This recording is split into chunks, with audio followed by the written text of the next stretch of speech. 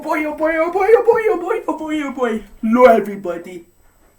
We all know about Garfield. In fact, if you look behind me, you can see a bunch of Garfield books. That's how you can tell I'm a really big sucker for Garfield. Not as much as Peanuts, but still a sucker nonetheless. I saw the two shows growing up, and I even played a few video games, like Caught in the Act. My god, what a hard game. It gets real. It blows.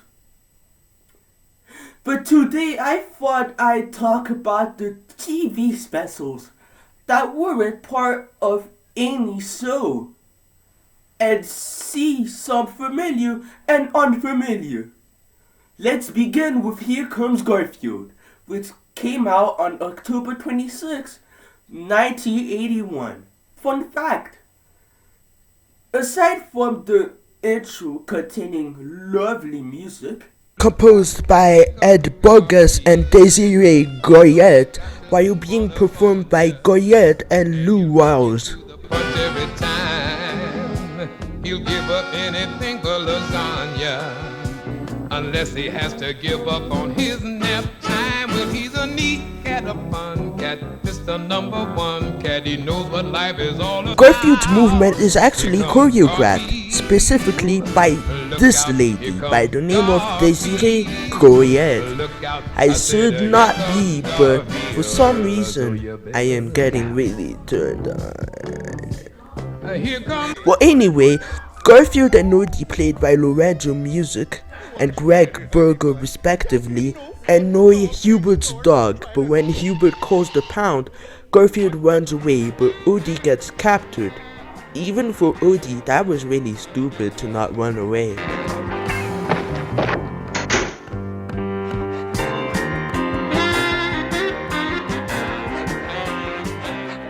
Odie, you're so stupid you don't even know you're in big trouble.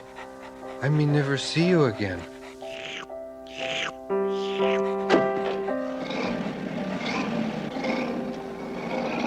Oh well. Good riddance, Odie. That was really stupid. Not being able to tell John Arbuckle, played by Sadie Kenyon, who would be replaced by Tom Hughes in later Garfield specials, but we're not there yet. Garfield realizes that life without Odie is boring. None of your business. Oh boy, am I bored. I guess I miss Odie. It's hard to believe I could miss someone who stares and slobbers all the same time. you know, for a cat that kicks a dog daily, you'd think he'd realize that sooner. So the rest of the special is about Garfield and Odie trying to get out of the pound before they kill Odie.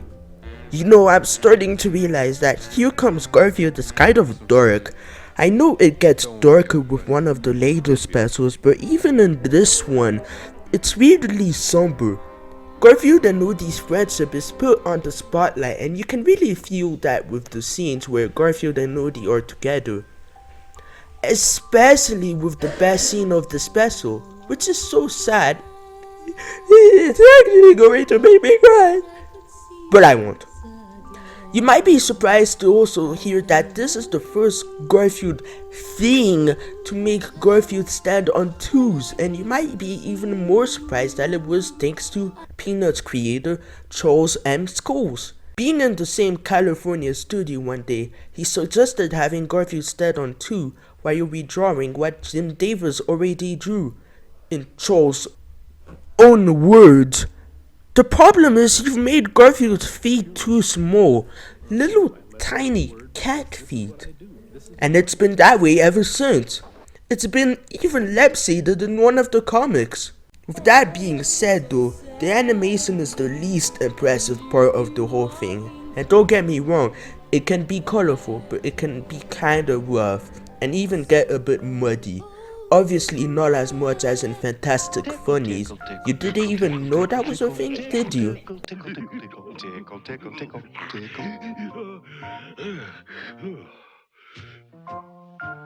I think I'm gonna throw up. but it can definitely show its age. Sandy was also not that great a choice for John. His take on John is, for lack of a better term, too elegant. I picture a rich guy with that voice, not John Arbuckle. I thought so. I briefly discussed this, but oh my god, the music is so good. I need to get the sound. Just listen to it on YouTube. But for a first time TV special, it's pretty good. A year and 3 days later, Garfield Under Town came out. What an weird name. Wouldn't it make more sense if it was called Garfield Gets Lost? Oh well, this is actually considered a favorite of Jim Davis. Like how What the Future is Ed Gould's favorite episode. Start off the special with, oh my god, the music! Just another crazy day. Just another lazy, boring, silly, willy-nilly morning. Just another lazy, boring, silly, willy morning of another crazy, ordinary day.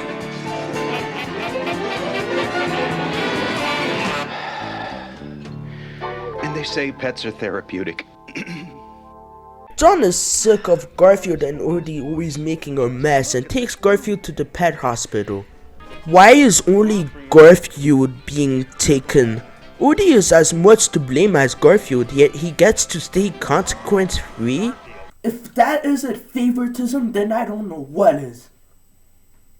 Along the way, Garfield accidentally gets tossed out of the car thanks to cartoon logic and ends up lost.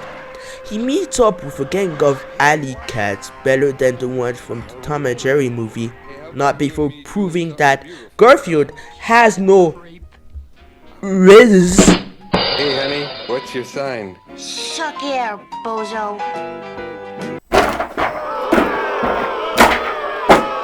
I deserve that.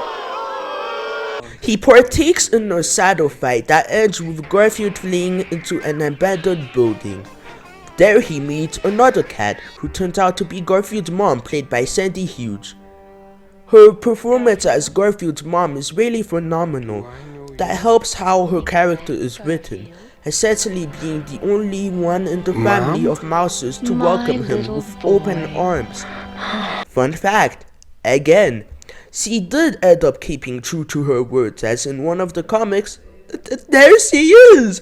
I know it's supposed to be, ha ha ha, he only has one spectator, but to me, it's really bittersweet. It's getting me teary-eyed. As a whole, this is better than Here Comes Garfield. It improves things from Here Comes Garfield while adding more weight to the emotional punch. In fact, this is so good that it was even adapted back to comic in December 1984. It's that good.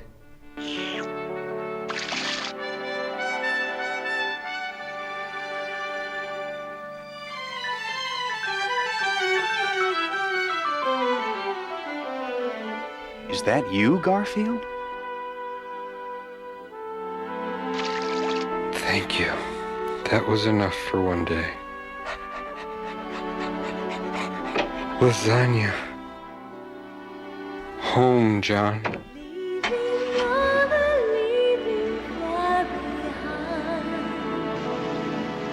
You say I'm not free, but I don't mind because I'm home.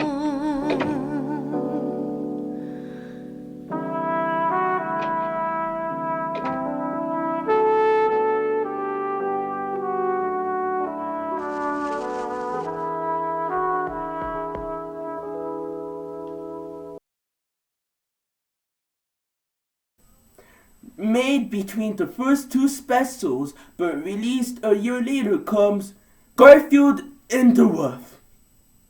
The special starts off in black and white, even telling the audience not to adjust the set, which kind of ruins the joke, but I get why it was done. Garfield is fed up with his boring life. Ironic, isn't it? John agrees and suggests going on a vacation, literally bringing the color back to life. The music here is not as good as the previous two, but that doesn't make it bad by any means. Some R&R, flying in a jet where the beautiful people are. In the AM, R&R, in the PM, well, I'm gonna get me some R&R.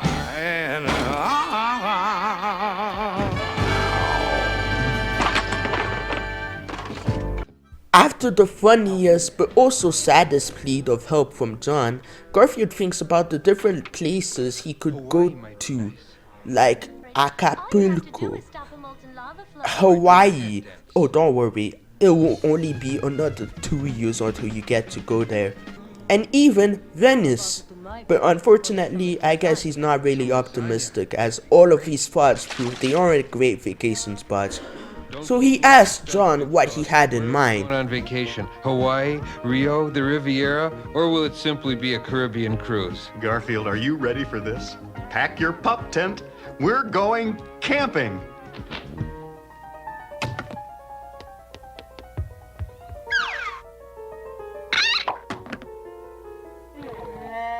I'll try to contain my excitement. Oh no! The horrors! The pain! It's outdoor camping! Honestly though, this is the special where Garfield fall off a Black Panther! Yeah, you go get him! But honestly, with this one, it actually feels off with how much it shows the beauty of nature. The songs are also not as good as in Garfield in the Town, but it's still really good. A year and 4 days later came Garfield in Disguise, or as it's better known, Garfield's Halloween Adventures. Now for this one, I'm going to have to give a big thank you to Phaelus for even making me aware of the comic book version, which has quite a few differences. Well, for another fun fact, the animators were instructed to go for a swirly cross dissolve effect for the ghost by Jim Davis himself. They also sought to give the ghost a glowing effect. So the story is that one night, Garfield is woken up by everybody's favorite clown, Binky. Say, whatever happened to Bink, who tells our half-awake cat about the glories of Halloween? The first difference is that in the comic, he actually went out during the same night, while in the TV special, he only goes a day later. Why? Oh boy, oh boy, oh boy, oh boy. Candy! Oh my god, it's almost 3. Friends are there. So Garfield heads over to John to see what he's up to.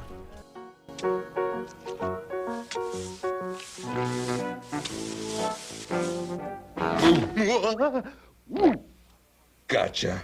Wow, that was spooky! You know, I'm wondering how John is able to breathe if he's not even done carving that pumpkin, but we'd be here all day. So Garfield convinced Odie to join him on his quest for candy. They choose their costumes in an admittedly catchy song sequence.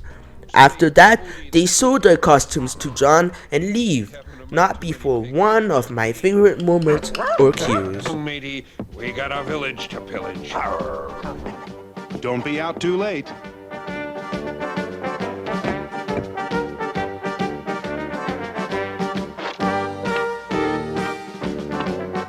Ha! So she right for wanting to have your own breakfast in peace? Garfield and Odie finally get trick or treating as another difference between the book and the special reveals itself. While the special goes to another song, the comic actually has Garfield tell Odie the origin of Halloween just to tease and terrify him. I wonder why it was removed. Was it too dark? I'm starting to realize how oddly spaced these songs are. It's like if we're not given much time to rest before the next one, which the previous Garfield specials were able to handle better.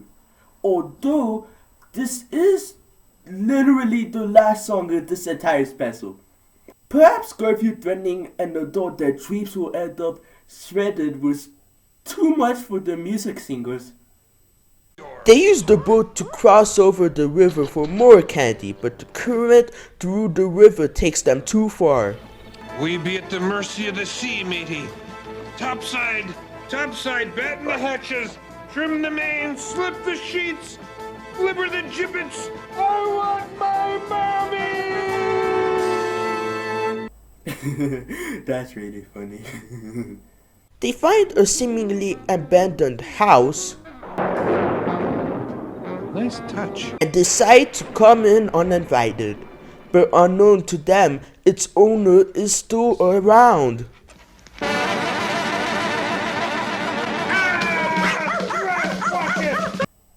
Quick question to all of you out there. Am I stupid? I'm hearing Garfield drop the F-bomb.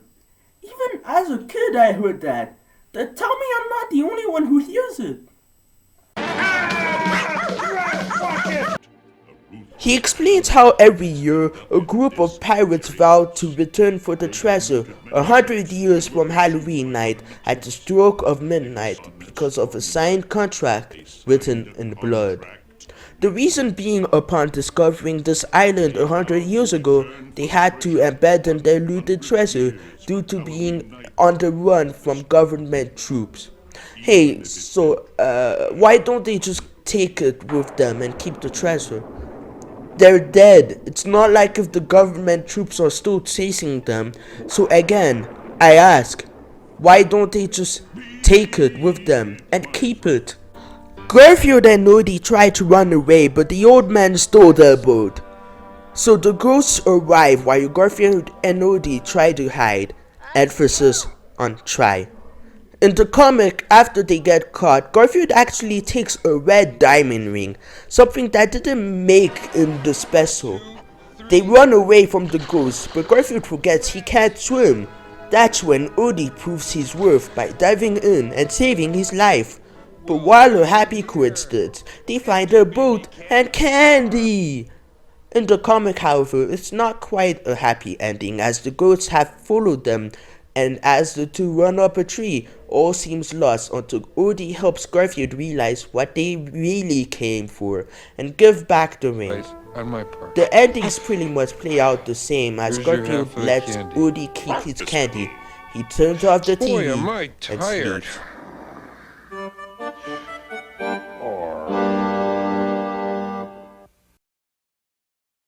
Overall, while it is a downgrade from the comic it's based on, I still really like this one.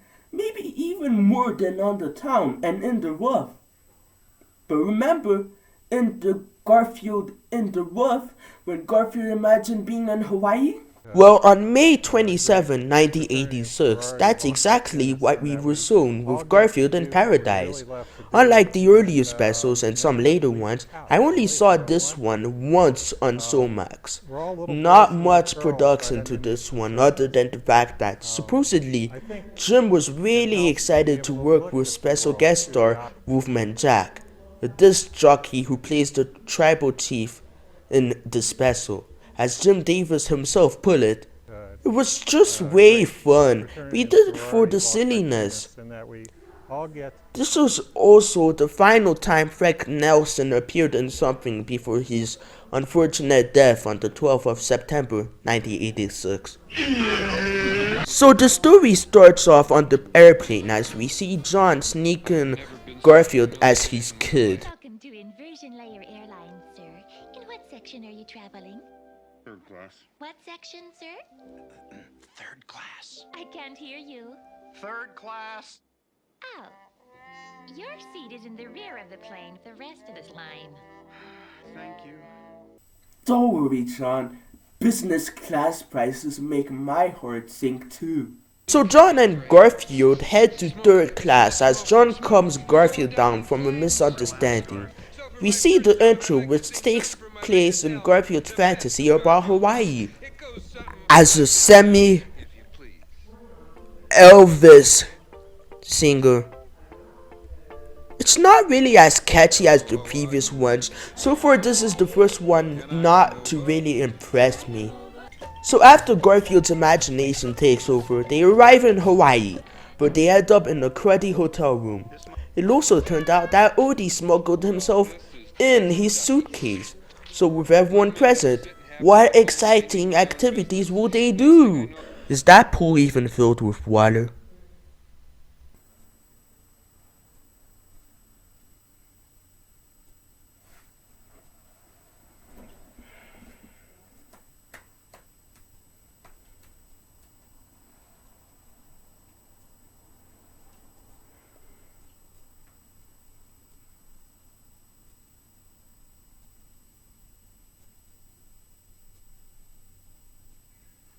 Do something! Hey, wait a minute. We control our own Thank you! So they explore the island and head out to rent a car from a sales clerk who is the twin brother of the motel manager. The first stop? The beach! Oh hey, I recognize that they used it in the worst intro of Garfield and Friends, Sada Sada. But for some reason, the car mysteriously swerves into a jungle on its own and stops in the middle of a native village. That is fucking ridiculous. I'm sorry, but how? John has his hands on the wheel. How is he not able to have control of the car? And they don't even explain what caused it. So the ding dongs come out and make them the guests of honor due to believing that John's rental car is the same one that once belonged to the cruiser. Who is the cruiser? They explain to our main trio that the cruiser was the original owner of the rent car. He was the one who introduced the ding dongs to 1950s pop culture. Yeah, because when I meet a village with new life and civilization, the first thing I'd show them is Burning Love by Elvis Presley. What tribe hasn't dreamed of that? It turns out the cruiser also saved the village by driving into the volcano. Yeah, that's just not how that works. But also, if he used the car to drive himself into the volcano, then how is the car still here in mint condition? They prove later on it's the same car, so how did the car survive but not him? Meanwhile, you dorkface and orange puke bowl somehow managed to get love each. All this while Monkey is assigned to fix the car, with Odie volunteering to help, or Monkey will get decapitated. Jesus. But eventually the volcano starts erupting again, so they try to sacrifice Uruda and Matai. But once that fails, it is revealed the volcano wants the car. It somehow didn't destroy.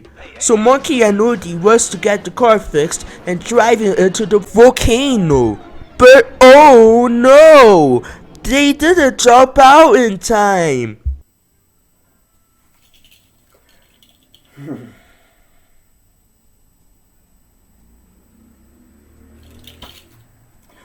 So it turns out Odie and Monkey are fine as the cruiser is finally reunited with his car. So the ding dongs celebrate and Garfield admits that he loves a happy ending. I love happy endings. Why don't we do this again next year?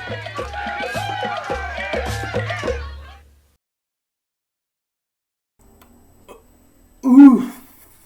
Okay, so sorry if I sound a touch grumpy by the end, but this one is such a mixed bag with plot holes and stuff that makes no sense, forgettable new characters, and a soundtrack. There's a reason this isn't often talked about. After the same month but 19 days earlier, the next year came Garfield Goes Hollywood, the first one out of 4 I haven't seen. The special starts off with one of Garfield's stand-up routines on the fence. Hello folks, how do you do? Garfield here to entertain you. Thank you for that large round of indifference. I didn't realize this was going to be relatable. Odie is also present as Mr. Skins. Cat is walking down the street when a big surly dog jumps out of the alley, grabs the cat, and throws him against the wall. He picks the cat up and says, "Your money or your 9 lives? Your money or your 9 lives?" Oh hey, that's Jerry Seinfeld's career in a nutshell. So we move on to the intro music, and they strike again. Seriously, and Desiree never miss. I wish this one was longer, that's how good it is, while managing to perfectly fit the jazzy wonders of Hollywood when they didn't run out of ideas. It reminds me of Singing in the Rain, but a lot more energetic. I also find it funny how random the object being thrown at are. You could tell me they somehow threw a navel and I'd still believe you. So Garfield and Odie join John as they watch Pet Search. Pet Search. But what the hell is Pet Search? Your pet may be a star. That's right, ladies and gentlemen. If your pets have any talent at all, bring them down to our studios at WBOR and enter them in Pet Search. If your pet is determined by our audience to be the most talented pet of the week, you will win $1,000. Oh. Naturally, this gets the attention of the three of them. But my question is, how did the last year winner even win? The dog did nothing but get his tail hurt, and how that doesn't count.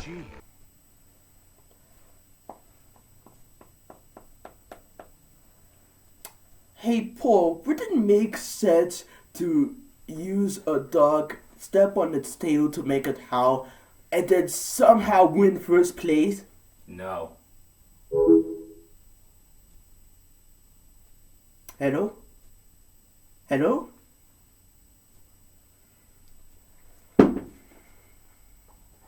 I guess that's just his answer as a dog lover.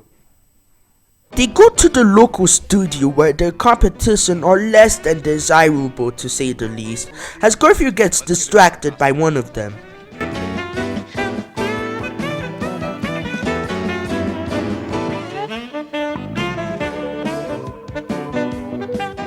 Where were you, Garfield? Eliminating some competition. So the show starts and the two bird owners are immediately disqualified.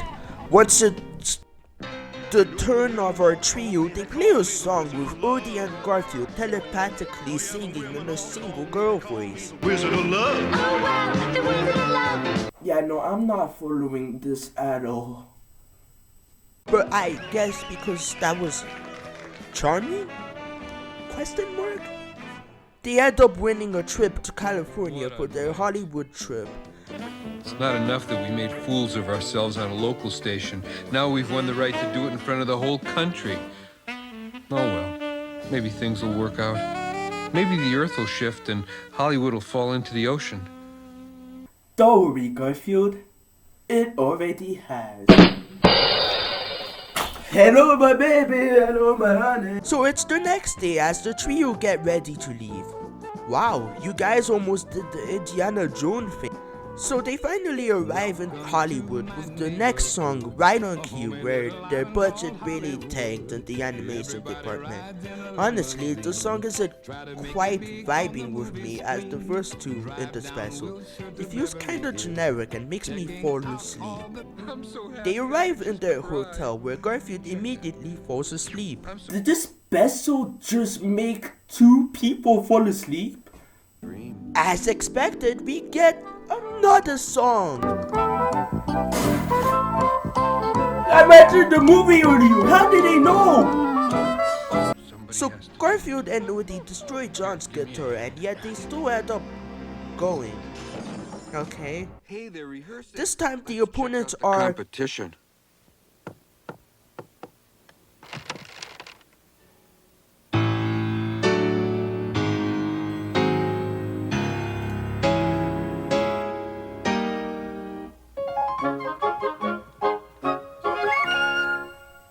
It looks as though the As John contemplates his life, Garfield and Odie get ready as the host announces what the winner will get. But why do they need a couple of bucks if you're just going to give them the $1 million check anyway? What? Illinois, the Lemon Sisters.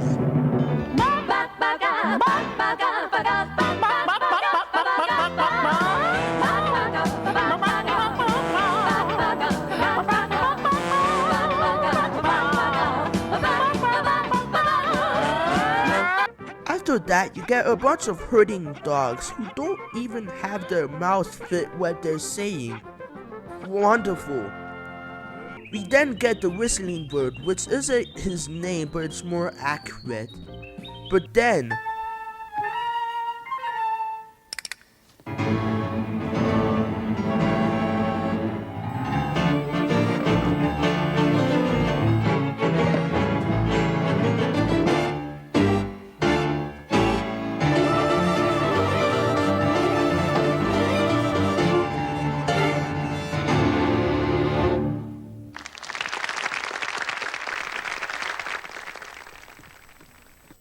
so the last contestant comes and outdoes them with Yeah, Jesus. Opera. So obviously C won while the trio end up second place. But Garfield doesn't do to it. No. For someone who had his thoughts all over the place, you really care about this more than you should. And despite that, you still end up with the bull anyway. So why are you Not a fan. So our next special is actually much better. A Garfield Christmas. This time I'd like to thank the Nostalgia Critic for making me learn about something for this one. So special thanks to him. The special starts up with the prettiest Christmas decorations ever, as John wakes up Garfield for the gift of all time. The gift that keeps on giving. You know exactly what that means.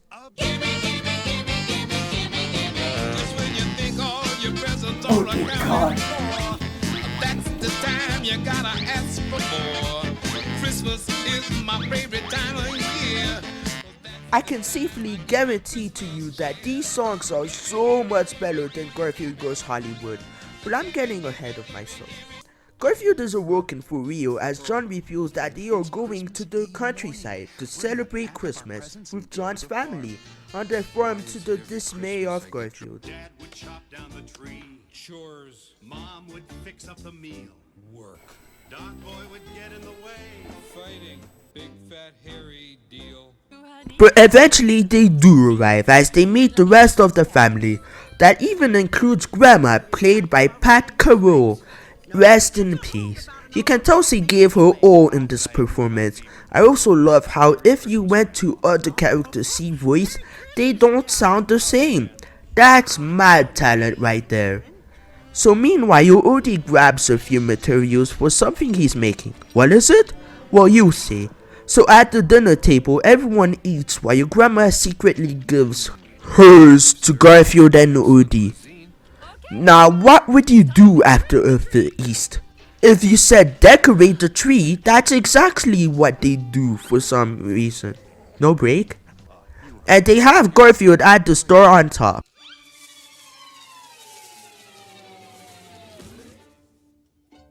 Whoever invented Christmas trees should be drug out into the street and shot.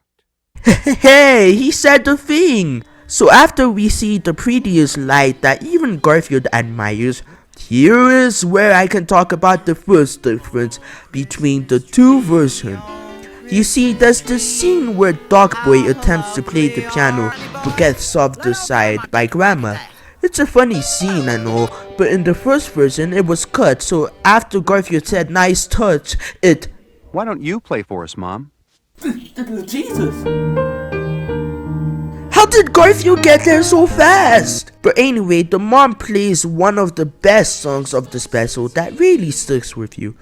And with that, here's another difference I can show you. So in the second version, most people are familiar with Grandma's talk about Grandpa, which displays Pat Carroll's voice acting at her best. Combine that with the blue atmosphere, and you have something beautiful that's not how the first version went, however, because they not only had completely different camera angles, but also different lighting. I preferred the second version more, although I like how in the first one, they actually leave it up in the air for what the grandpa looks like. Nothing else but to say, it's beautiful. I think it was his favorite day of the year. Sometimes I wake up in the night and I can still feel his strong arms around me. This is the night I miss him the most. Keep Christmas here in your heart.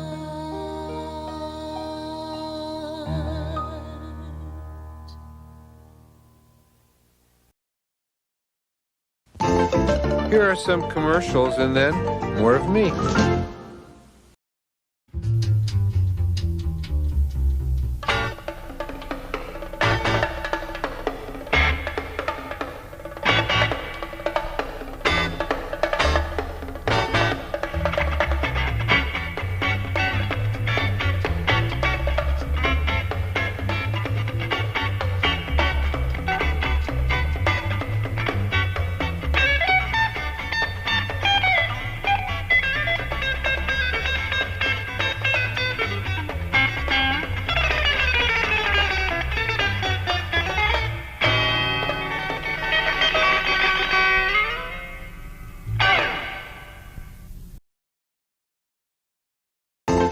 We interrupt these commercials to bring you our program.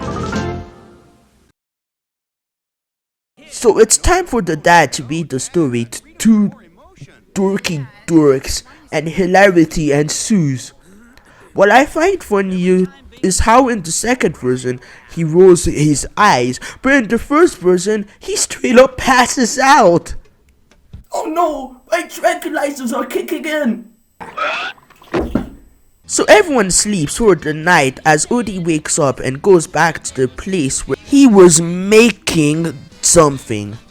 In the comic, he actually gives up, but Garfield is the one who secretly helps and he just accepts it.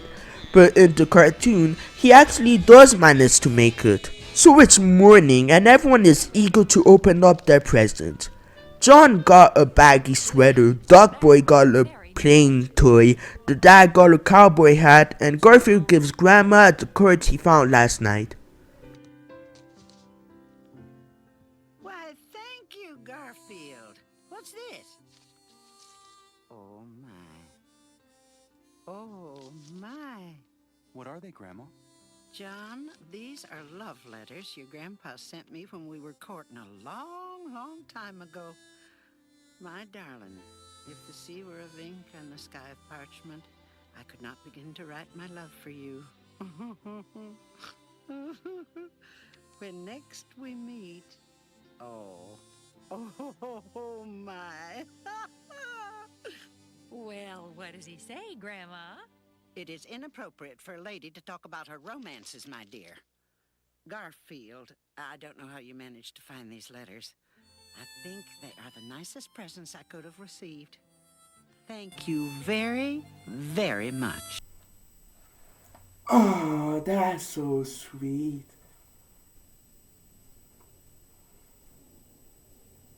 Woody gives Garfield the gifts he's been making, which turns out to be a back scratcher, and they end the special dancing to yodeling. Huh.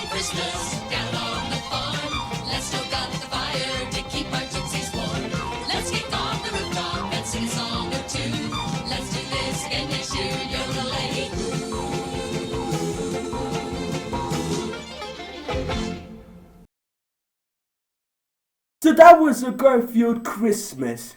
My, what a classic.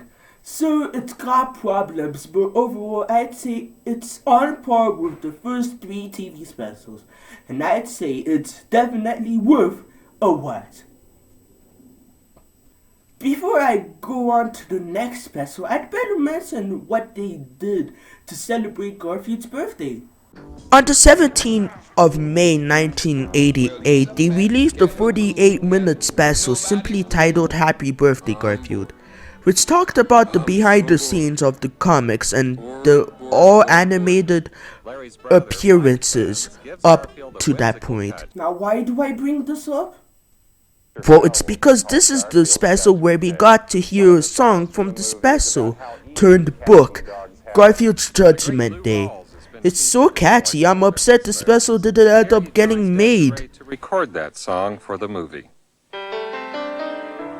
No beds to make. No bills to pay. Yeah, every day's a holiday. We got it good, and that ain't bad. No lawns to mow. No leaves to rake. Got no pressure and no belly aches. We got it good, and that ain't bad. Just sitting on the windowsill, soaking up sun, up on the bench till 1. We don't waste our energy chewing the fat. We got it made. Wondering that No homework due, no dates to keep. we wake up slow, we eat, we sleep. We got it good, and that ain't bad. Until we live our lives like simple folk. Why fix a thing if it ain't broke? We got it good, and that ain't bad. No worry of security, you to maturity. We do as we please. No headache, no tension, except the occasional pain. This is the second one I haven't seen before, so hopefully it's gonna be worth it. In November 22 of the same year, Garfield His 9 Lives, based on the book, released, and Today, give me a cat. Give it 4 legs, some fur, fangs, and some surprises. Its eyes should shine in the dark, and it should always land on its feet. Oh, sure. Give cats 6 eyes. We only have 2 eyes left. 2 eyes. I like that. Cranium, 23 Pantenes. Jaw, 12 Botox. No eyebrows. Nice. Notice how the heavy lids give it an arrogant... so we have an okay opening with an okay music that's not bad, but it certainly won't blow your mind. Unlike most TV specials in this video, this functions more like an anthology rather than a whole story being told. So the first life is Cave Cat. The size of the pterodon drumsticks.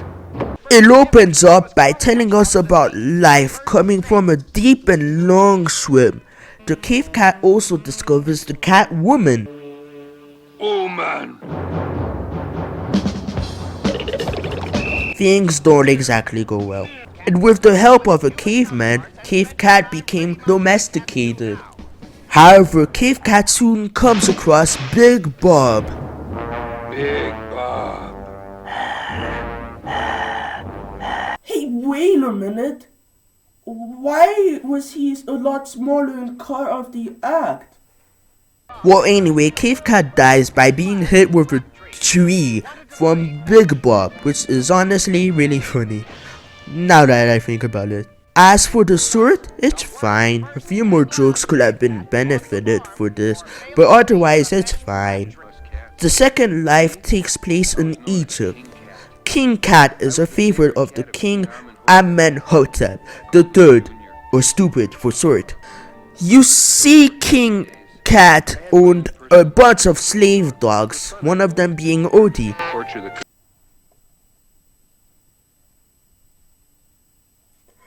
I already know, stop calling me! But there are also slave humans who wear diapers for some reason, as one of them fall from fatigue. Boring. Womp, womp, boring. Womp, womp, boring. All right, you, back to work. We got a deadline to meet, you know. I want these pyramids built by Thursday. Hey, have a heart, mate. I'm doing the best I can. If you know what's good for you, you'll get your shoulder back to the stone. I'd like to get your shoulder back to the stone. What was that? I just said if you know what's good for you, you'd be back at the temple rather than here picking on us poor slaves. You know, if the, for some reason, Australian slave said that to the actual Egyptian king, he'd be beaten to death, and that's no fun. So the slave tells King Cat that he should be more worried about himself. This sends King Cat into a state of panic as he rushes back to Junior. King Cat returns in time to see Bart tricking Junior into walking through a fake door, which will send him falling to his death. King Cat manages to break Junior's fall, getting him and Odie crushed.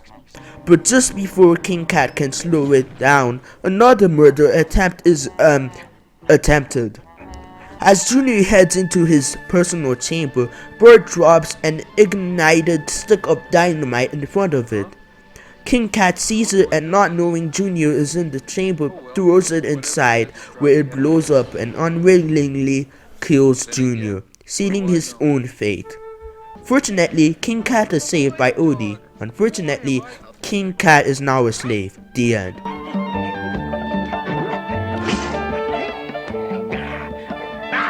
Yes, sir. Right away, sir. Anything you wish, sir. Your wish is my command, sir. I'd like to meet you in the dark alleys, sir. Isn't slavery fun, kids?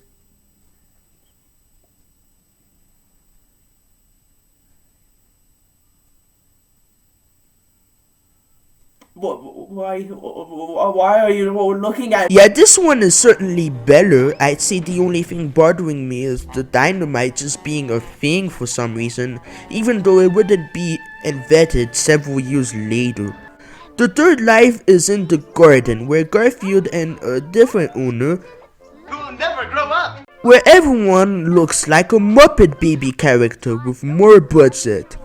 As it turns out, Chloe's uncle Todd built the garden during a very intense period of having fun, something he was known for. However, one day he decided he wanted to be a clown, womp womp, and joined the circus, leaving Chloe and her cat responsible for the garden.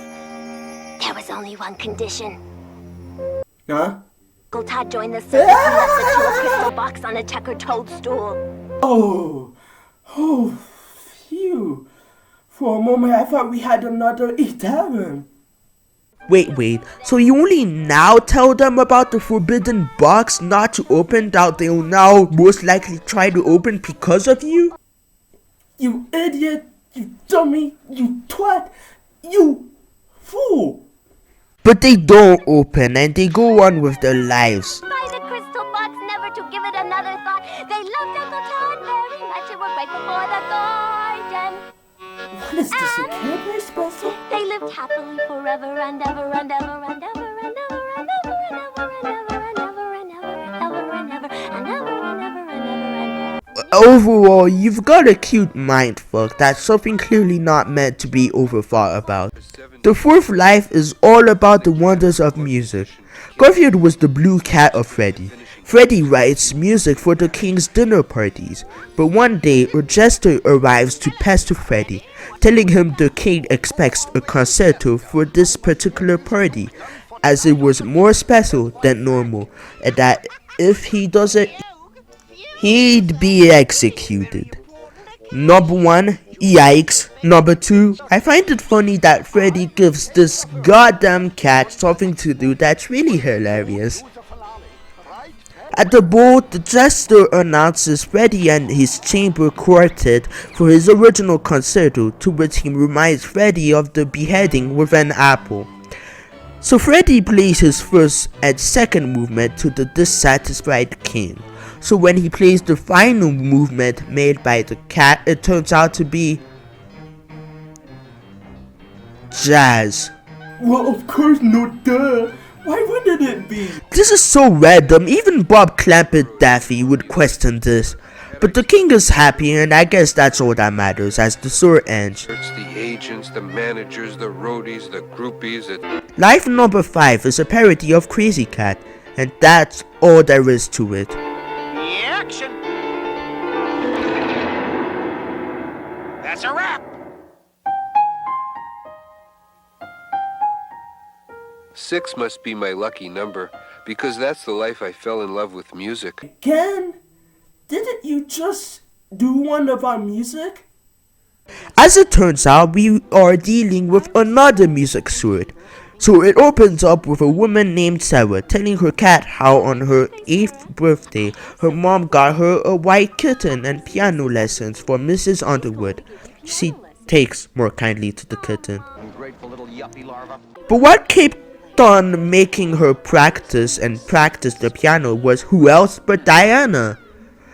In a few years' time, she was a fairly good pianist by Diana's standards, but one day Sarah left for college and it became a sad, sad day. She comes back home years later with her husband named Lee, to the dismay of Diana. Sarah then moved out of her parents' house and took Diana with her. The piano was given as a wedding gift by her parents as they didn't really have room for it.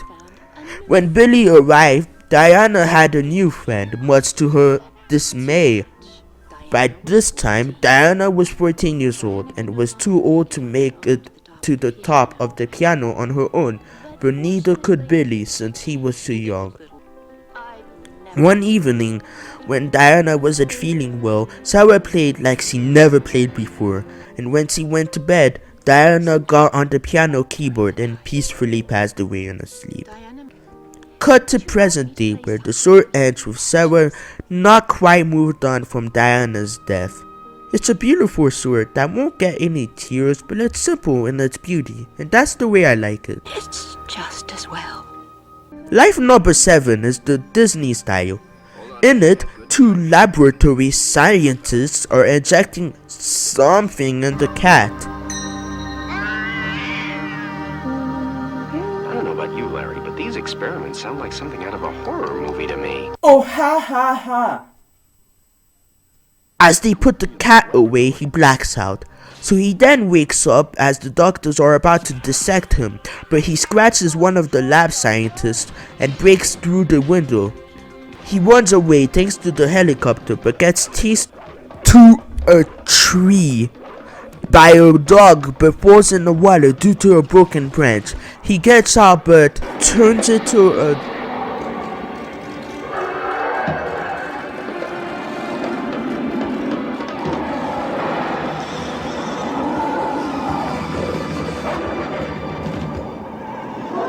dog? Hooray for them, but why would they want to make this? Honestly, I wish there was more to this one instead of just being weird for the sake of it. The 8th life is the current life, as Garfield is born. Welcome to the world, little fella. I think I'll call you Garfield. I'm hungry.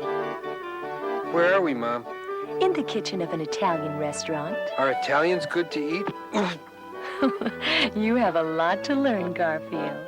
When a paisano puts a spaghetti noodle in a Mamma Mia's ravioli, a little bambino covered in prosciutto comes out about 9 months later. As Garfield makes the Italian chef trip, he discovers lasagna for the very first time.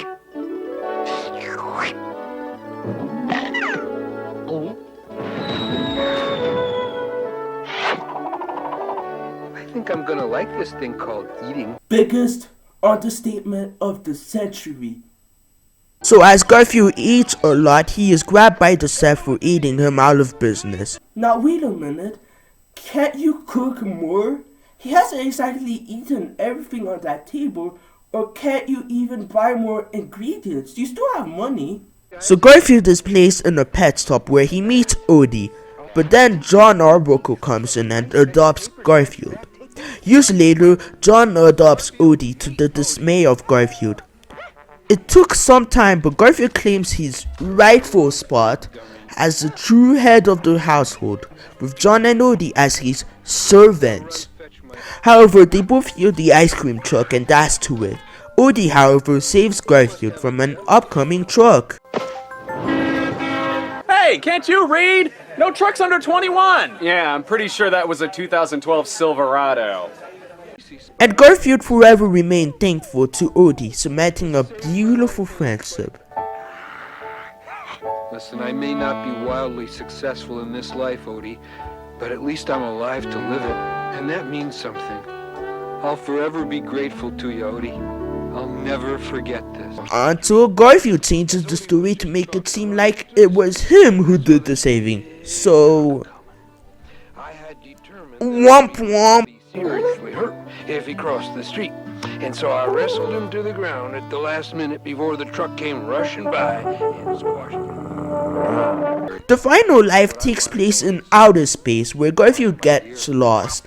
He finds out from the computer that informs him that scientists are monitoring the survival instincts of a cat in his final life. Lamenting that his lives did not mean so much to him when he had a few to burn, Space Cat seeks guidance from his operations data index element, aka Odie, but it doesn't help him.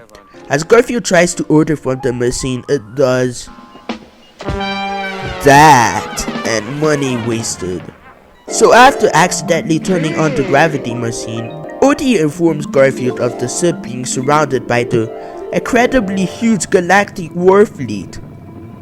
As the Commander Mendelsohn do not like intruders in their territory, they will atomize him in 5 minutes.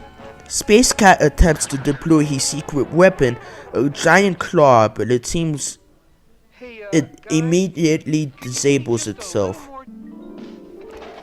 Commander Mendelsohn gives him 7 minutes instead of 5, appreciating a tidy sip. Space Cat tries to clone machine, but Odie comes out instead. Programming bug? So Odie turns off the gravity and Odie clones himself some more. As Garfield is trying to get the ship's guns working, the Odie clones distract him, giving Space Cat an idea. The clones are fired out from the ship and make their way towards Mendelssohn's command ship, but Mendelssohn launches a fire hydrant using a giant slingshot, distracting the clones. As Garfield tries to fix the ship wires, time runs out and both Odie and Space Cat are killed by a laser.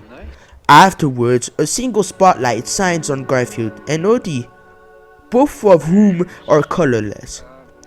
As the door opens, God appears and asks for their names. After introducing themselves and acknowledging God's understanding, they had a rough go of it in their last life. Garfield points out to God the unfair nature of their lives, and God agrees, and they both get 9 lives, ending the special. You both have all 9 lives. We have to stick together. Yeah, you know. Jesus. That was Garfield, his 9 lives. Wow, what a mindfuck. Sure, some swords are better than others and some missed a lot more opportunities than others, but you really get to see a bunch of more creativity come through, and that's good enough for me. Now, out of all the lives in the book, only 3 didn't make it. The Vikings, which would have explained why Garfield, despite being lazy, loves occasionally rampaging. The Exterminators, a Three Stooges parody that explains why Garfield dislikes eating mice so much. Primal Self, the one where Tiger meets an ancient, dangerous, evil force that causes him to revert to an entirely feral state and kill his old lady owner. That one's my favorite. You know, for kids. There's actually this final one that wasn't in the special, but was made into an entirely different special. I'm of course talking about Babes and Bullets. So how do you feel, Paul? Are you excited or are you worried? You bribed me $10. So anyway, let's start with the third thing I haven't seen before. So the special starts off with normal regular neighborhood as Garfield is bored. Accidentally comes across a fedora and trench coat. So he dons it as he now gains the Teenage Mutant Ninja Turtles syndrome of not knowing the turtle is there because of a silly outfit. as it transitions to a black and white city. Garfield quite literally causes an accident and a possible death. World's greatest detective, huh? Trust me, it'll get better. San Francisco's a beautiful city. Cable cars, fog rolling off the bay, Chinatown, the Golden Gate Bridge, the wharf. Gee, I wish I lived there. Trust me, you don't want this. Well, why not?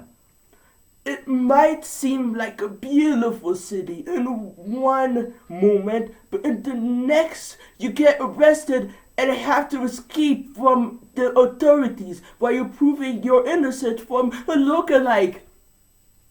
Well, damn. So we find out Garfield's alter ego in this world is named Sam Spade, as we see him in his desk. We also find out a woman secretary works for him. The hours seem to drag by like a New York Giants versus Brooklyn Dodgers doubleheader. Ha! I don't get it. Well, you see, Joseph, detectives do it all the time. But it doesn't connect to anything. It's like if I tried to make a pop culture reference and somehow tried to connect it. Yeah, I know. As he's about to leave, a beautiful woman appears in front of his door. Creatures I'd ever seen. Are you Spade? I never know how to answer that question. Wait, what? I never know how to answer that question. Sam Spade doesn't know how to answer the question, are you Spade? Sam Spade doesn't know how to answer, are you Spade? Hello! It turns out the woman's name is Tanya, as she came in to hire Sam for an investigation of her husband's murder. Despite initially suspecting foul play, however, Sam agrees to take the case by sending her home. Wait, what? Why? She could have provided quite a few help for Sam to use. She also could have been killed. Oh yeah. So the intro plays, and this time it's a soul-soothing smooth jazz that perfectly captures the vibes and setting of this special. To do, but do it. Claws and clues are my beat. I pay my dues on the street. Sam is walking down the streets of San Francisco as he starts monologuing about what he already knows. Stranger things have happened in this town. Like why I'm the only cat while everyone else are human beings. That ain't right. So on his way to his first stop, he meets... Walking up the steps to the morgue.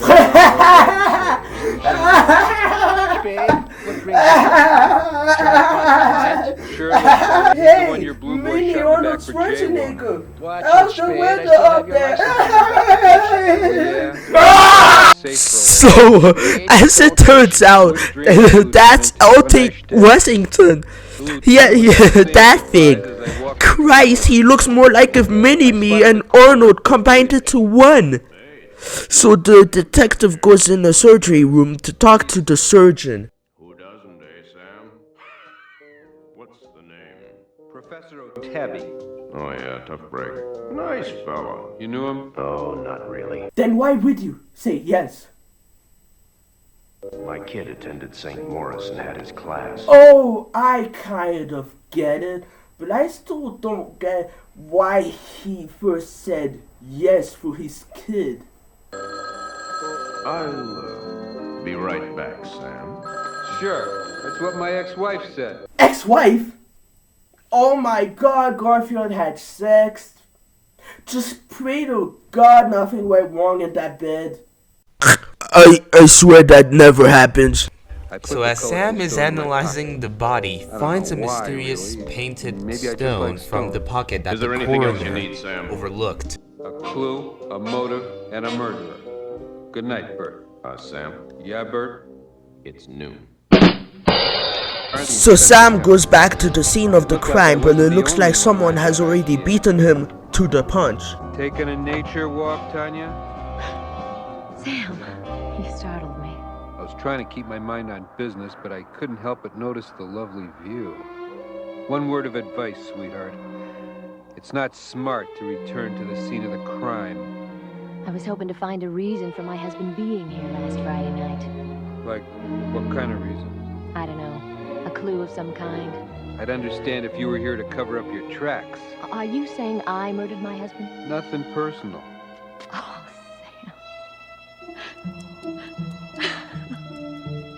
I hate when they do this. Do all detectives start off this way as a jerk? Pretty much.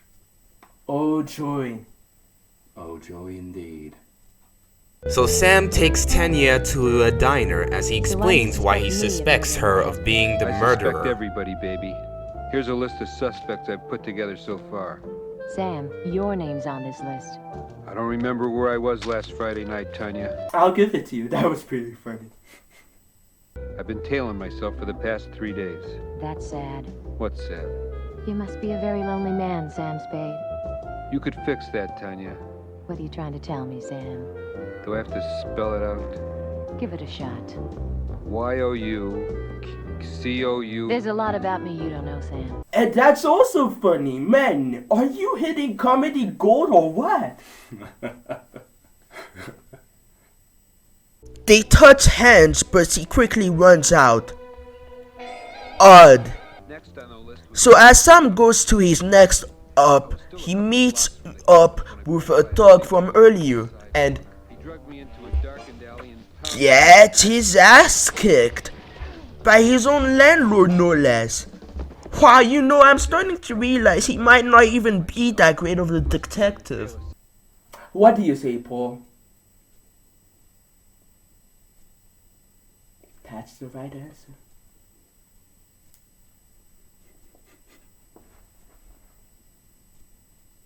That's also the right answer. Sam goes to the St. Maurice University where O. Tabby used to work and meets the late man's colleague, Professor O. Felix. So as they have a chit-chat over a spot of coffee, O. Felix tells Sam how O. Tabby was on his way to visit an elderly benefactress the night he died, but dismisses Sam's idea that the professor was having an affair, saying his one weakness was instead a coffee addiction. I think we all depend on a cup of joe every now and then. Thanks for the information, and no offense intended, but this is really lousy coffee. Yes, I admit my coffee needs work, Stan. And apparently, neither of you have a problem serving a cup of coffee. With the phone installed, upon his return, Sam phones Tanya to tell her what he knows so far, with her also explaining to Sam or Felix's past with her husband, including or Felix being both with the university all his life and Otabi's inspiration, only for Kitty to spill coffee on him when he mentions Otabi being tangled up with some woman. While cleaning himself up, Sam realizes that the stone is actually a ceramic fragment from a broken coffee mug, and the stains on the late professor's clothing and body must have been coffee. But after trying to find Tanya's number, Sam realizes that Tanya never gave him her number, and deduces, dear boy, that Kitty might not only know the number, but also be the same girl who recently left the university. Wait a minute. Look in the background. Wow, John is a wanted criminal. I don't know whether to find that funny or terrifying. Here's maintenance, Sam. I know you murdered Professor O'Tabby, Kitty. What are you talking about, Sam? You loved him, he didn't love you, so you snuffed him. Yes, I loved him. He didn't love me. I couldn't have him. So you what? So I left. You left? Yes. This thought of working at the university so close to him, and not being able to have him was too much to bear. So I left. When Sam asks her about her time there, she not only recognizes the coffee mug fragment as a piece of the professor's favorite mug, but that she also did more than make coffee. She was his personal assistant every Friday, and one of the things she did for him was filing prescriptions for potent sleeping pills to counter his coffee-induced insomnia. So Sam goes ahead and gets Ophic Ilix arrested and brings him to court. Tanya visits Sam one last time as she makes her feelings to him very clear. She leaves. And Sam explains how he came to the conclusion, but then... Oh, hi, George obligatory cameo! Bye, George obligatory cameo! And they end the short by gexing us. Garfield had sex! He tries to cheat on Irene and on Hawaii, and now this? Oh my god. Sir, there are definitely a lot better detective noir films, but for a Garfield take on something like this, I liked it well enough. Now scram! Alright. Jeez. Ow, my leg. The next one is another one I've already seen. It's another holiday special released on November 22, 1989 and was nominated for Outstanding Animated Program at the 42nd Primetime Emmy Awards. So the special opens up with Garfield waking up John for pancakes. But after he notices the note to be taken to the vet, he rips it off and stuffs it in Odie's mouth, which I actually find really funny. It reminds John of Thanksgiving. Tomorrow is... Oh, John. Nice calendar. Thanksgiving. Food. Eat. Tradition. Yes, I know. Tomorrow is Thanksgiving. Which reminds me, we had better go to the grocery store to get lots of good things to eat. I'm with you. So we get our much needed daily dose of energetic, fun intro music. Cause it's time to jam. If you don't wanna dance, baby, that's alright. As I get up and dance again. Shopping to work up an appetite. Make your Thanksgiving one long meal. So John and Garfield arrive back from a shopping spree as John takes Garfield to the vet. John, don't want to bruise my kumquats. Wait a minute. Where are we going, John? This isn't the way home. We're going to the vet, Garfield.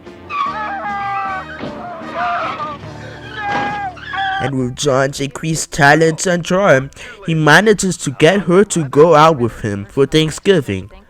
Meanwhile, things aren't going so great for Garfield as he's been placed on a diet. Food. According to your diet, you get this. That's it? That's all? Just one scraggly piece of lettuce? Oh, I'm sorry, Garfield. That's not what you get. Well, I should hope not. You get half a leaf of lettuce. That's better. So Garfield tries to scale, but I guess he doesn't really find it that funny and decides to murder it. Wait, you are Orson Welles. Great. A voice chip with a cruel streak. May I have your autograph, please? Oh, shut up. Why is everybody picking on me? Well, what's wrong with being large-boned anyway? I've seen all your movies. Hey, how would you like to have your battery removed? I wouldn't like that, Mr. Wells. It's not like I'm all that overweight. I can still see my feet. I've seen Citizen Kane 8 times. All right, that's it. Your history.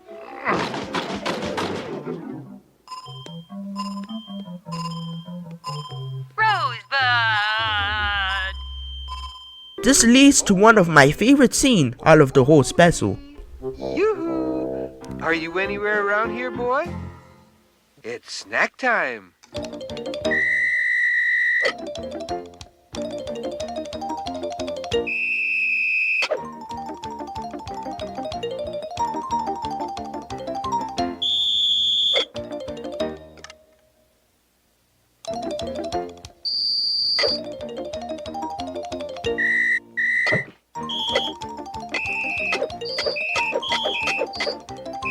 The lack of food must be making me hallucinate.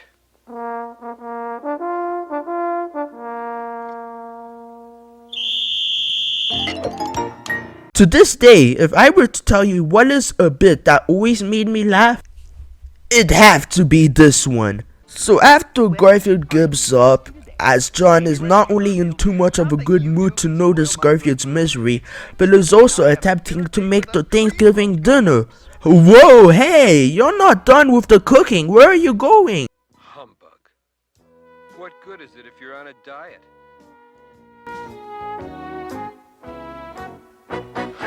If I can't enjoy Thanksgiving, nobody will. Oh no! Gerda!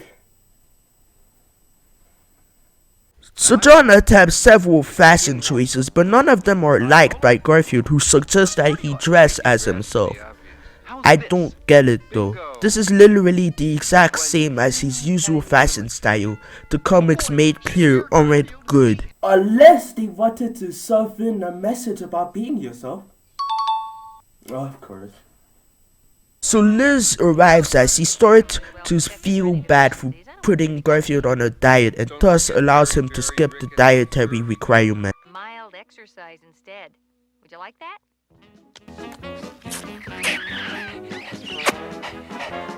I'm free, I can eat. Oh joy, oh rapture, oh... Happy, joy! But Garfield remembers what he did with the garlic and rushes back to the kitchen to find a distressed John. Everything is ruined, Garfield. What can I do? I'm doomed. Liz will never speak to me again.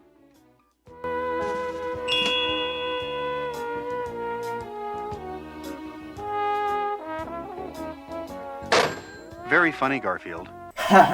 Come on, you're not that stupid. No, as it turns out, Garfield is suggesting to John that he should call Grandma. Let me tell you, she is the best character of the whole special, bar none. How's my favorite kitty cat today? Better now that you're here, Grandma. Oh, you're looking a little thin. Isn't that grandson of mine feeding you? Grandma, I love you. Don't ever leave us. My. What have we here? Looks like something the cat dragged in. If you'll pardon the expression, Garfield. Well, I love a challenge, and this sure as heck looks like one. Stand back, Garfield! This is war! Oh my god, oh my god, oh my god, oh my god, oh my god! Grandma's over medications again! Luckily, Grandma being Grandma manages to do what John couldn't and actually make the food. And just like Batman, she quietly leaves. So it turns out the Thanksgiving dinner turns out wonderfully done. All thanks to Grandma. When John suggests to Garfield and Odie for a walk to work off the dinner pounds, Garfield manages to easily get off the sofa, but Odie is struggling a lot more, and so the special ends with Garfield taking advantage of that. And wipe that stupid smile off your face. Come on, soldier, I said down in 10. 1 and 2 and 1 and 2. Are we having fun yet? 1 and 2 and 1 and 2. It's a classic. Sure, there are definitely better, but Grandma is the best character. Come on. So our next TV special is the fourth I haven't seen before being released in May 18, 1990. It's... Oh, by the way, take a saw every time a Garfield special starts off at the neighborhood. I guarantee you'd be dead before you even finish this video. So the special starts off as we dive into Garfield's inner machinations of his mind as he dreams about being a submarine captain with Pookie as his commanding officer. Hey, at least it's a better Battleship adaptation than the actual Battleship adaptation. It seems they're under attack, however Garfield checks out what... How is this supposed to work? How can Garfield see the alarm clock from his dream, and for that matter, how did he manage to see it under the blanket? So Garfield launches the attack in the dream, which is just a fist in real life. What? So Garfield wakes up and sets off to do the usual when he finds Odie in the opposite end. Why the flying fuck is Odie just standing there? In fact, was he standing there for the entire night? So as Garfield turns on the light, he is transported into the wild, wild west. I guess lights are so very blinding they can do that. So as the duo off is playing out the intro music, music is putting it very lightly. This is just Lorenzo music rambling in the recording booth about how he's the greatest cowboy ever. Look, I love Lorenzo music as much as next guy, but was this really the best way to portray your special about the huge endless possibilities of imagination? Monologuing? Really? This poor dog hasn't got a chance. He's had his last meal, and he's had his last dance. One more whimper, one more prayer. Gee, I hope he put on clean underwear. I'm gonna deep fry this sucker. Morning, Odie.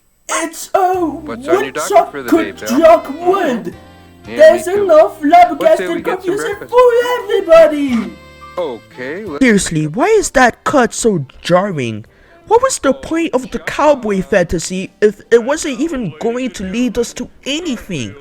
If you want to have Garfield and Woody meet in fantasy, fine, but give the fantasy purpose and meaning instead of just confusing and baffling your audience. So they decide to wake up John with another fantasy, oh joy. This time, Garfield is a magician while Woody really loves drag. Okay, I'm just going to assume that's there's going to be a thing with him. But anyway, as John and his bed magically change size to be similar to Garfield and Woody's, Garfield performs. Ooh, such majesty. But what do the judges think? 10. Bravo, this guy, he's unbelievable. Well done, sir.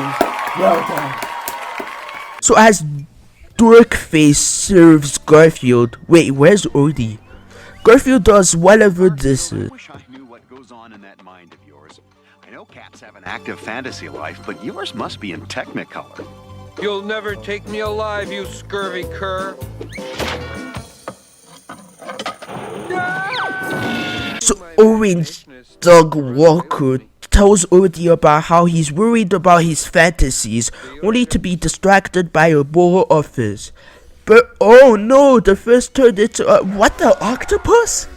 Garfield, help, save me. Okay, so there now needs to be rhyme and reason for why this is happening.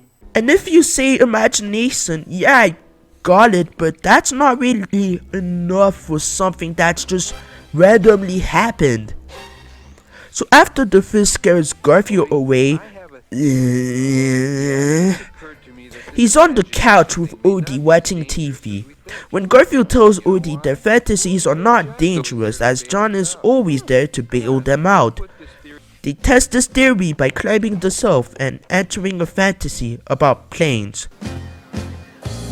Good afternoon, passengers. This is your Captain Garfield speaking. Thank you for flying Inversion Layer Airlines. So, pretty much Top Gun, but a lot less gay. Stop!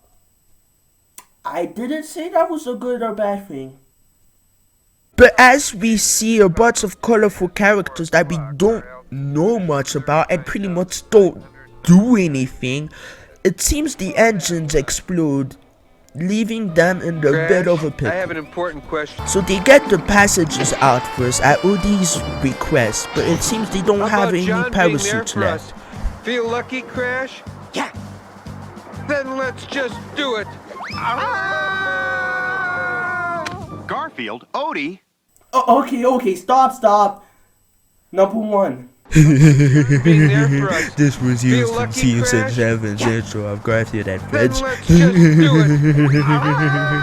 Number two. What was John doing standing there? Number three. Why did they come from all the way up there? The shelf wasn't that high. And number four. Does John have spider sense? Because there was no way he could have known they were falling when he wasn't in the room earlier.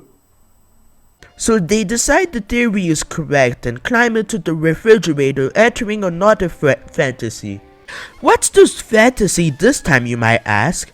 Well, in this fantasy, Garfield is Led Sterling, or James Bond meets Indiana Jones figure, while Odie is Slobberjob, a bodyguard of Garfield.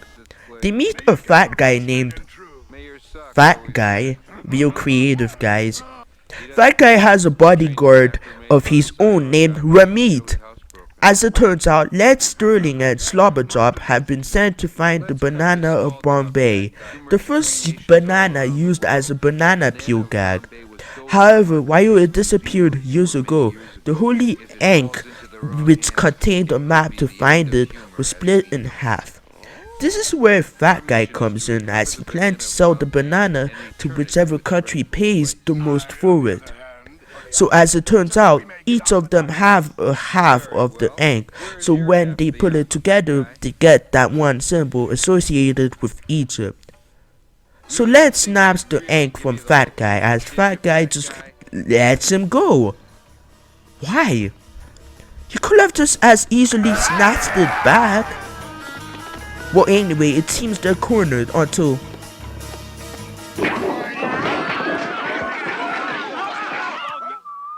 Whoa! I didn't know Odie became that stronger. What a turn Vita dog! They however get cornered again, but are saved when Nadia distracted them. Well, thanks anyway, lady, but I don't need your help. I have my orders. Then take this one. Scram. Wow, she saved you, and you say, I don't need you. Go away. After a jingle that sounds more like it comes from a sitcom, they combine the holy ink pieces with the help of a supercomputer. They discovered the ink's map does not point to the banana of Bombay, but a clue to the banana's true location in Paris. After a hilarious misunderstanding with a French waiter, and by hilarious, I mean not funny, Remy takes the French waiter's place and serves them, followed by Nadia, who warns our heroes about the nearby villains. So conveniently, those exact same villains show up and Slobberjob tries to stop them, but ends up finding the map. But just like that, Lance leaves, not even making sure the villains take the map. So Slobberjob takes the map and the villains Let's get out of here. And bring the map let with them go. No, I'm not kidding. They don't even try to stop them or anything. Okay, you guys are really stupid to the point it's not even funny. So as they travel in the airplane, no doubt being followed by both the villains and Nadia, they arrive in the Amazon rainforest as they encounter... This isn't exactly the friendliest neighborhood no. Oh no! That's kinda racist. So despite that, Led Sterling and Slobberjob enter a temple holding the banana of Bombay, but they are followed by incompetent jackass number 1 and incompetent jackass number 2. As they go on exploring, they discover their first trap, and certainly not the last. Stop, you fool. Look what would have happened. Now stay behind me and step where I step. After sliding around, round, as they discover the banana on a pillar in the middle of a pool of lava. As Slobberjob makes it around, he grabs the banana, but a net falls on him. Couldn't he just lift it off? It doesn't even look that much trouble. So Lance also makes it around and he grabs the banana, but Lynette also falls on him. As Nadia grabs the banana, she explains she comes from Moldavia, a poor country, so the Moldavian government has decided to invest in tourism and they need the banana to open a fruit stand. However, Idiot 1 and Idiot 2 were right behind her. How she didn't hear them coming is anyone's guess, as Dumbass number 1 takes the banana and traps the others on the pillar, but Remy falls into the lava with little to no emotion. Boo-hoo? So Lance saves Nadina, and in return he removes the easily removable net. Slobberjob, however, manages to get everyone off the pillar and continues to prove how much of a badass he is. However, out of nowhere, a group of monkeys steal the banana of Barbie from Fat Guy. They weren't mentioned to be in the cave. Heck, they weren't even mentioned, period.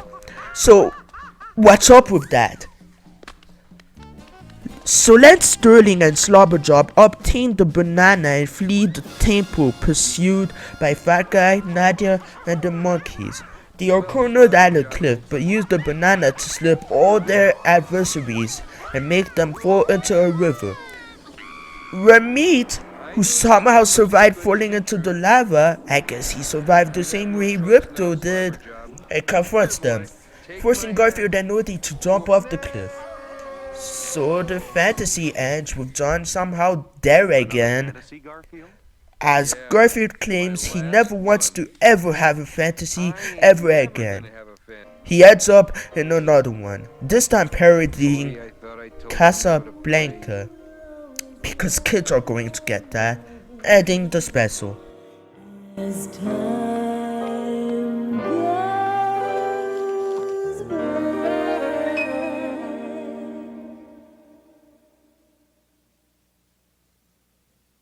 Phew, it's finally over. Oh, my God, what a mess. It's got a good idea, but it's ruined by the execution. Them not taking full advantage of the idea, and countless plot holes that managed to slip in. That one racist bit doesn't help the special either. I don't know. I wouldn't say it's as bad as Garfield Goes Hollywood, but in a way it's actually more bland and forgettable. But I've got good news. One more to go. I've got one more to go, and it's finally over for the Garfield TV specials. So, let's get right into Garfield Gets a Life. So the special starts off at the neighborhood as John and Garfield do their usual morning routine.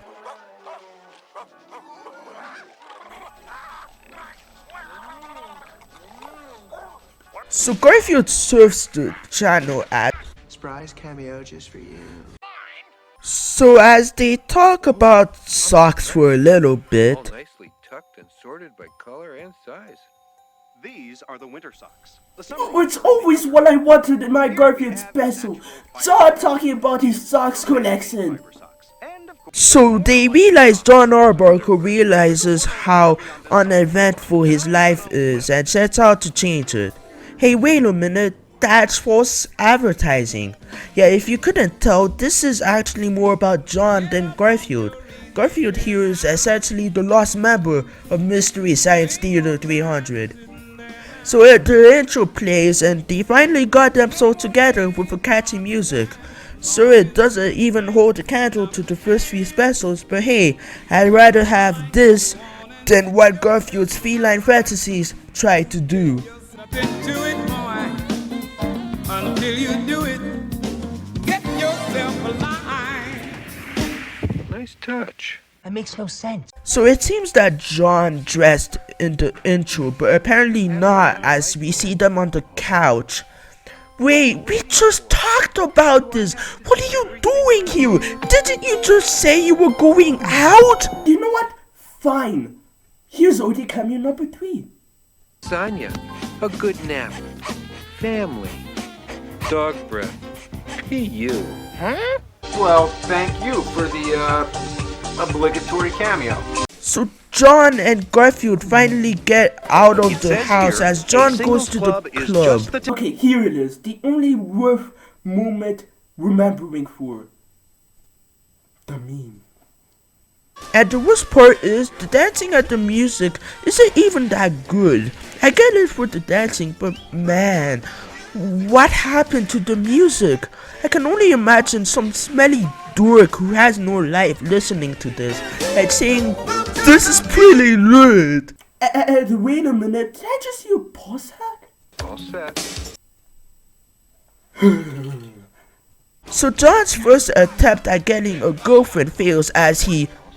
Can you guys stop saying that? So he tries again at the laundry store.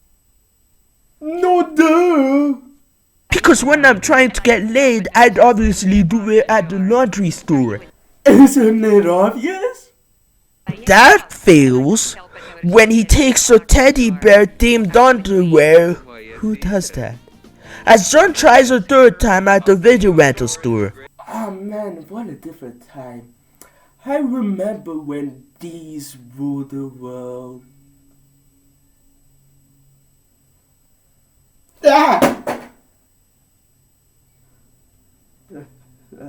But now it's stupid streaming service with a bunch of equally stupid quirks.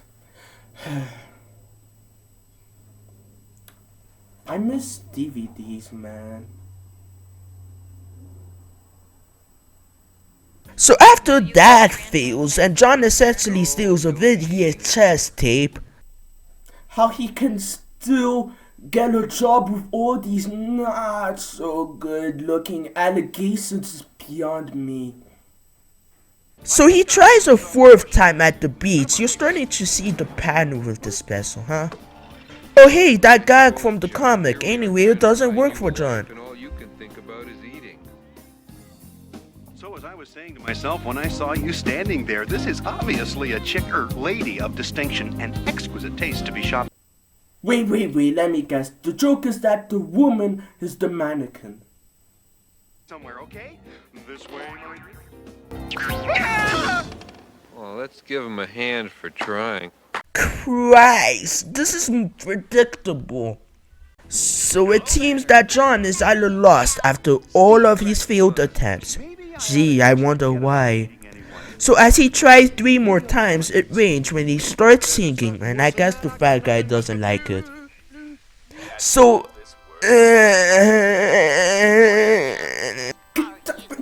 get away from me! Personal space, man!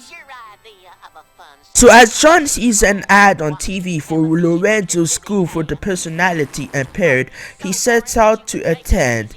Oh hey, OD cameo number 4. So they arrive at the crude Lorenzo School. So after embarrassing himself at the register, he attends the class full of dorks just as uninteresting as John. So the class teaches people how to make a good impression. Stop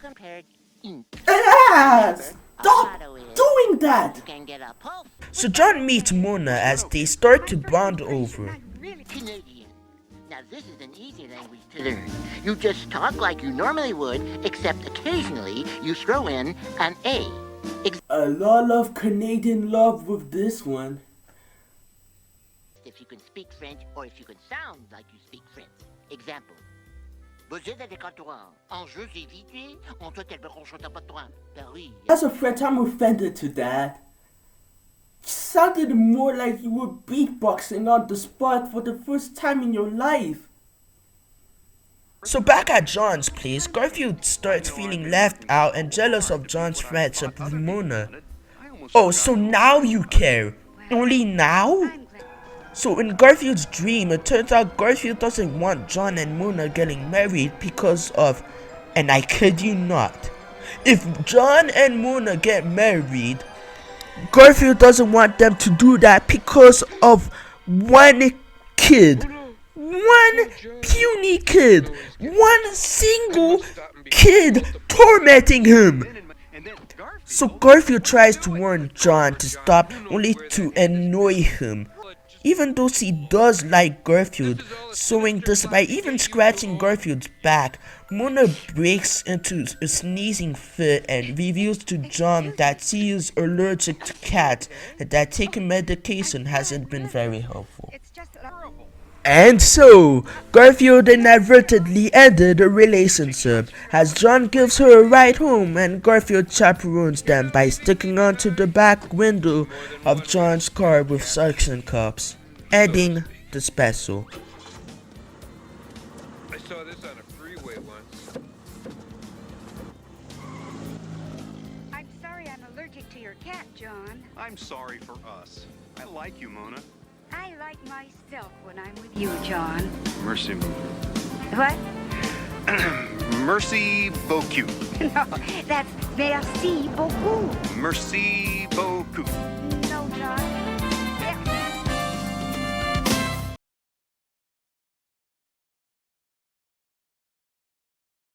Jesus, it's finally over. Oh, thank God. Okay, so this special is like John, pathetic. It's not very funny, the music aside from the intro is subpar, and it can actually be boring at times, which sucks because I really liked Mona and John together. The very little time screens they shared together was really sweet, and it also gave us a meme. I can't deny that, but it's not enough for me to go back and watch all 22 minutes all over again. It's better than Garfield's feline fantasies, but not only is that not saying much, it's also not that much better. Which is a shame because the six I grew up with hold a special place in my heart. Sure, they weren't really animated with the highest of high budget, but what they had was heart and passion. You could tell a lot of the people involved had fun, and the people who grew up with these, like me, also had fun. It was hard removing my nostalgia goggles, but it made it all the more satisfying seeing what worked and what didn't. Even the ones I didn't grow up with, I still found aspects to enjoy. Nothing is perfect, but it's better to try and give it your all than to essentially do nothing. Nice touch. This was Joseph from Joseph's World, and I better see the movie before it's too late.